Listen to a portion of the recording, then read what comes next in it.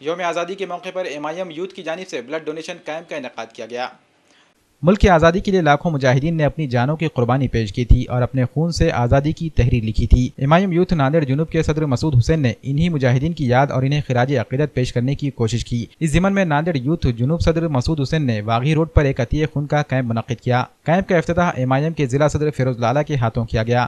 اس blood donation camp کا اہتمام MIM youth کے جنوب شہر صدر مسعود حسین اور جنوب شہر خازن جاوید خان پٹھان نے کیا۔ اس موقع پر ایک تقریب منعقد کی گئی۔ بلڈ ڈونیشن کیمپ کے مقصد پر روشنی ڈالتے ہوئے مسعود حسین نے کہا کہ جنگ آزادی میں شہید مجاہدین کو خراج عقیدت پیش کر کے نئی نسل کو مجاہدین کے کارناموں سے واقف کروانا ہے۔ اس موقع پر ضلع صدر فیروز لالہ نے بھی خطاب کیا۔ انہوں نے یوم آزادی کی مبارکباد دیتے ہوئے آزادی کے شہداء کو خراج عقیدت پیش کیا۔ اس عطیہ خون کے کیمپ میں سینکڑوں لوگوں نے اپنے خون کا عطیہ دیا۔ اس بلڈ ڈونیشن کیمپ میں سید مجیب، ایڈوکیٹ مشتاق، ایڈوکیٹ سید واجد، شاہد انور، شیخ شکیل، اطہر سنار، اسماعیل جاوید، شیخ سرور، سید شاہزیب کے علاوہ سینکڑوں محبان مجلس موجود تھے۔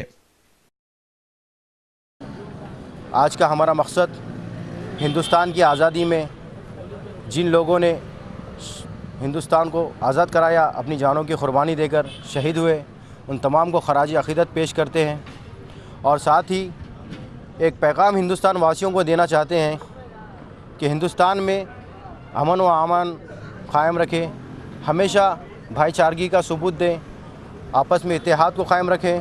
ہندوستان ایک سیکولر ملک ہے، یہاں پر سبھی ذات، سماج اور دھرم کے لوگ گزر بسر کرتے ہیں۔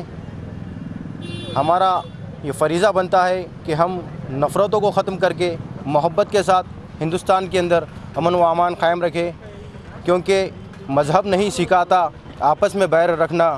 ہندی ہے ہم وطن ہے، ہندوستان ہمارا سارے جہاں سے اچھا، ہندوستان ہمارا ہم بلبلے ہیں اس کی، یہ گلستاں ہمارا۔